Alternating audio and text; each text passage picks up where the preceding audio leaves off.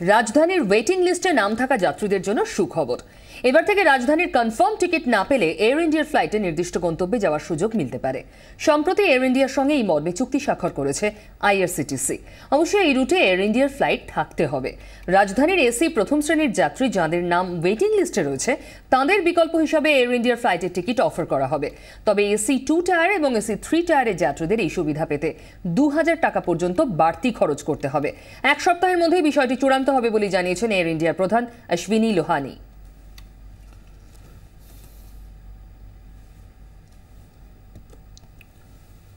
সার্ভারে আগুন লেগেছিল মাস দেড়েক আগে। এরপর থেকে বন্ধ বেলেঘাটা মেইন পোস্ট অফিস। ডাক বিভাগের এমন বেহাল পরিকাঠামোয় চরম ভোগান্তি গ্রাহকদের। এপ্রিলের 5 তারিখ বেলেঘাটা পোস্ট অফিসে সেদিন আগুন লাগে। এরপর থেকে কার্যত ঝাঁপ বন্ধ হয়ে গিয়েছে এই পোস্ট অফিসের। আগুন লাগার জন্য পোস্ট অফিস বন্ধ। প্রথম কদিন মানিয়ে নিয়েছিলেন গ্রাহকরা। তবে গ্রাহকদের এখন বক্তব্য সহ্যের সীমা ছাড়িয়েছে। 1.5 মাস পেরিয়ে যাওয়ার পরও পোস্ট অফিস খোলেনি। উল্টে পিছনের গেট দিয়ে পোস্ট অফিসে ঢুকলেই ডাককর্মীরা পরামর্শ দিচ্ছেন ধারে কাছে অন্য পোস্ট অফিসে যাওয়ার।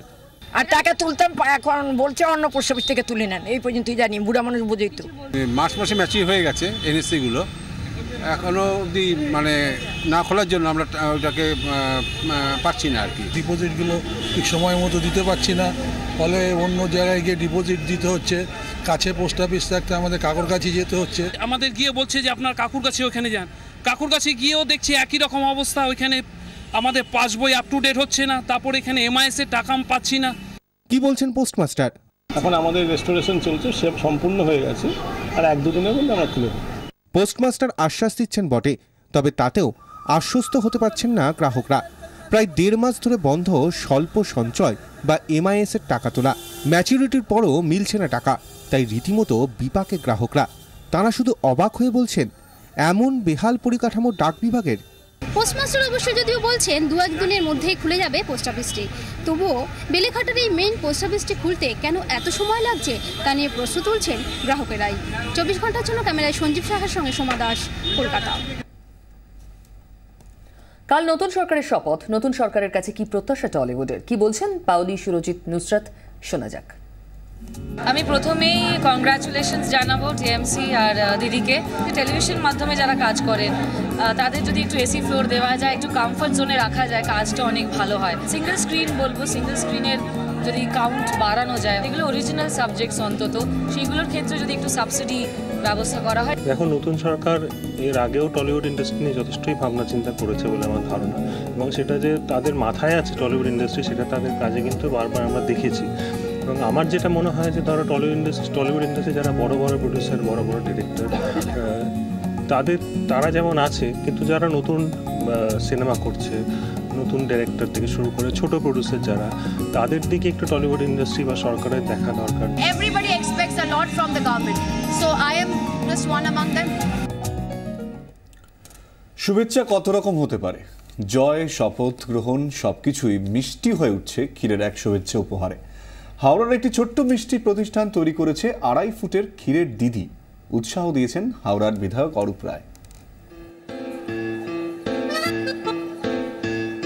10 কেজির বেশি ক্ষীর, রাত জেগে কাজ, অনেকটা কুমোরটুলির ঠাকুর গড়ার মতো। মিষ্টি শিল্পীর হাত যশে ক্ষীরের মধ্যেই ফুটে উঠলেন মমতা বন্দ্যোপাধ্যায়।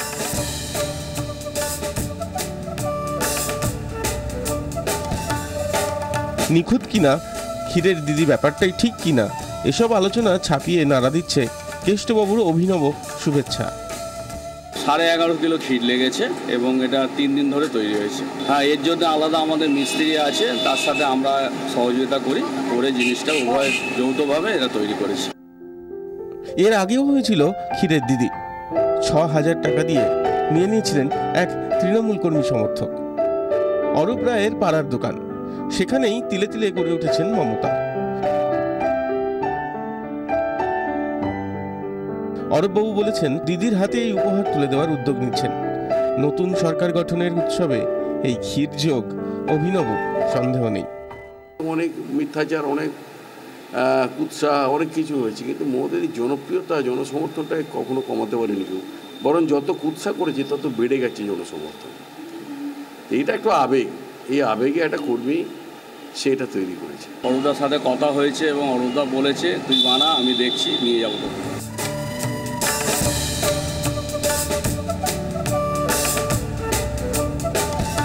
মিষ্টি দিয়েই তো শুভেচ্ছা জানানো রীতি, আর এই যে একেবারে মিষ্টি দিয়েই শুভেচ্ছা, ওই যে বলে না জমে ক্ষীর কমল জানার সঙ্গে প্রীতম দে 24 ঘন্টা।